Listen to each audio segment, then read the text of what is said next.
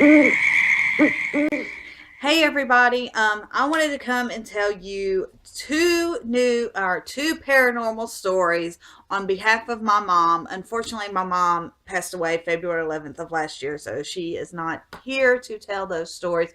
So I thought that I would tell them on her behalf. The first one is now keep in mind I was with her when both these events happened, so you know, although I didn't see what happened, I remember distinctly what she had told us. Now, the first one being this took place at her parents' house. And when both of her parents passed away, her and her siblings were tasked with the job of basically cleaning out the house, packing everything up, dividing property between the siblings, just getting it ready because they were going to be selling the house. It was just too expensive to restore the house, and it was a very old house. And the way the house was set up is that it was kind of like a shotgun style house with the front door here and then the back door here. And when you walk in, there's like a hallway, and then on the side of the hallway, there's two rooms. The first room being the living room, the second room being my grandmother's room, and then past the hallway, you go into the dining room, and then off to the side of the dining room was my grandfather's room. Then you go into like a little foyer area or like a little hallway. There's a bathroom off to this side, and then off to this side, it takes you into like laundry area, and then behind that is the kitchen, or and then that's the kitchen, and that's the end of the house. Well, we were there pretty late, and my mom was like, well, I gotta run to the bathroom. So she goes to the bathroom and goes through the dining room and then to the bathroom in that little hallway. Well, when she comes back out, we hear her kind of scurrying back to the living room where we're at pretty quickly, and she's like, oh my god, y'all won't believe what I just saw. And I don't even know if it's real what I saw. I just it was just there. And it was basically, she saw the silhouette of a person, but it wasn't like a dark shadow like you commonly hear. This was like a white misty shadow. So, I mean, it was pretty dense, but she could clearly see through it. But it was standing there, and it was standing at the stove, almost like somebody was standing there cooking. And she was telling us about this, and we're like, well, wow, that's weird. And she's like, I really do think it was mom. I think it was mom, being my grandmother. And, we was just like, oh, that's weird. That's weird. So we all kind of like walked back there to try to see if we could see anything. And I was like, well, I don't see anything. And nobody else saw anything. And even she went back there again and didn't see anything. But she was like, I really do believe that that was my mom. Well, the very next day, I want to say my Aunt Annette had went back to the house, and we were going to meet up with her again later. And she went into the house, and she smelled something very odd about the house, like almost like a rotten egg smell. And most people associate a rotten egg smell with a gas leak. Well, she went in there and she smelt it, and she immediately was like, that smells like gas. And she calls the gas company, and they come out and they run their tests, and sure enough, there was like a loose valve or something on the stove that was causing gas to leak into the house. So I don't know if the spirit we saw was my grandmother trying to say, hey, there's something wrong with the stove, y'all need to pay particular attention to this. So that was just very weird. And I almost do believe that it was my grandmother just trying to give a warning, like, y'all need to pay attention, pay attention. But the next thing that happened to my mom, and this was back shortly after my dad passed away. And my dad passed away June 17th of 2012.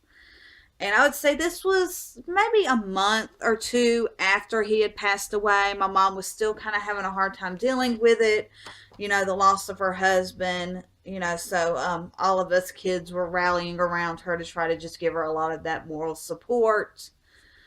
But I was in the living room, and the way our house was set up, you had the living room, a hallway, bedroom, bedroom, bathroom. Not a very big house.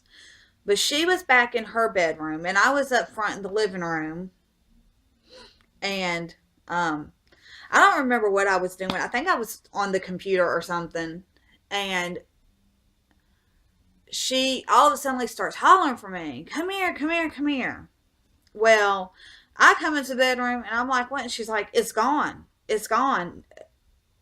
I, it's just gone." But I took a picture of it, so she shows me the picture. But what happened is my mom in her room had her bed and her recliner chair, and she would often sit in her recliner chair watching TV. And she would start to doze off. Like that, she was known for just sitting in her chair and just kind of, slightly dozing off in her chair. Well, this is on this particular day, that's what she was doing. And she was watching, I want to say like Murray or something like that, some drama talk show she was watching. And she had the TV pretty loud. So she's like kind of in and out of sleep and awake. And she hears the TV go silent. So her natural reaction is, oh, the TV must have turned itself off. So she reaches for the remote to turn it back on. And she looks at the TV, and it's like a dark screen, only there's like a silhouette of a person, like sitting basically like how I am.